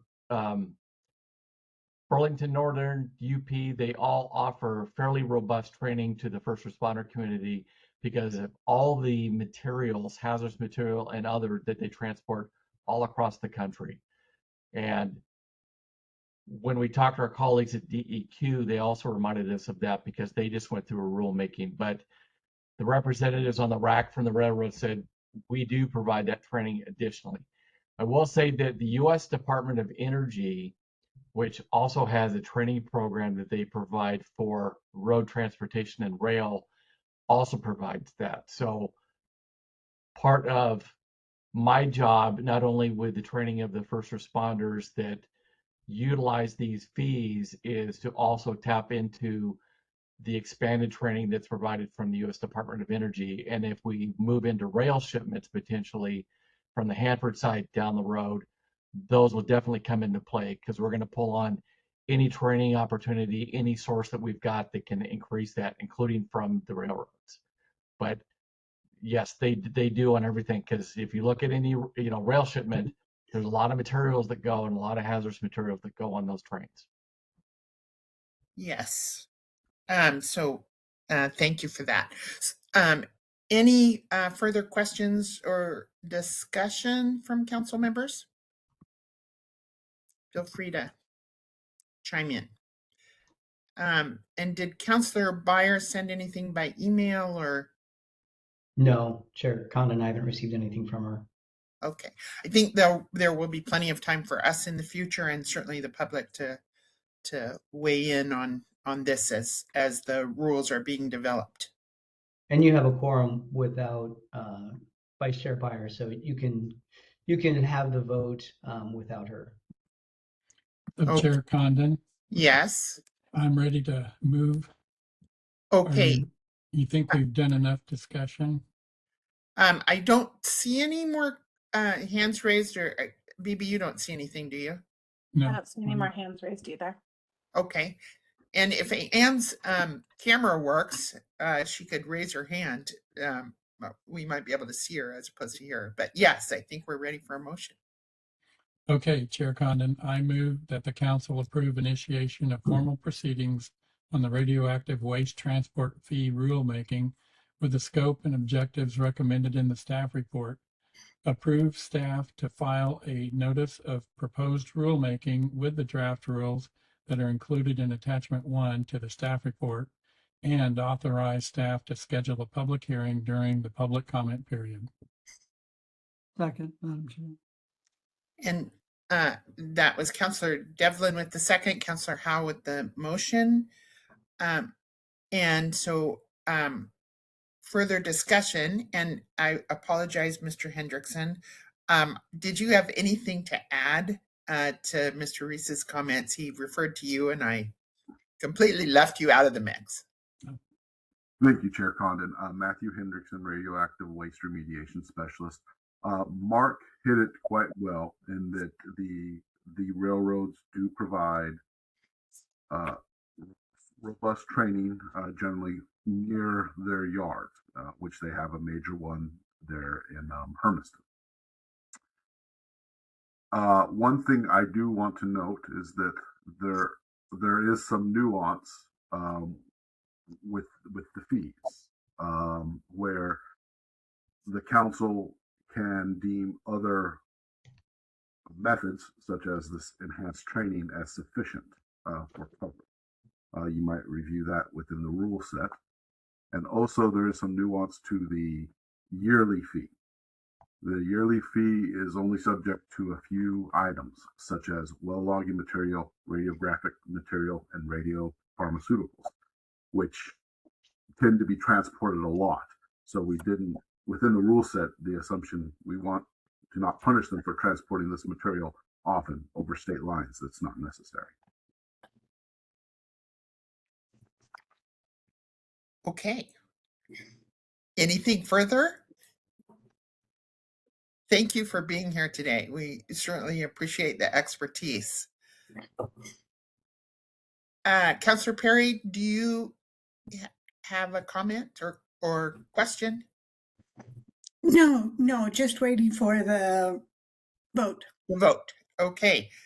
I don't see anyone with further comment or question. So, Mr. Secretary, I think we are ready to vote. Cindy Condon? Yes. Kent Howe? Yes. Patty Perry? Yes. Richard Devlin? Yes. Motion carries, Chair Condon. And just note that Vice Chair Beyer did drop off the call. So I made a note for that in the voting record that she was having technical issues. Okay, thank you very much. Is there any further business that we have outside of the agenda? Don't hear anything, and with that, the time is now 10:52 a.m. The May 15th, 2026 meeting of the Energy Facility Siting Council is now adjourned. Thank you all for being here. Thanks, everybody. Thank you.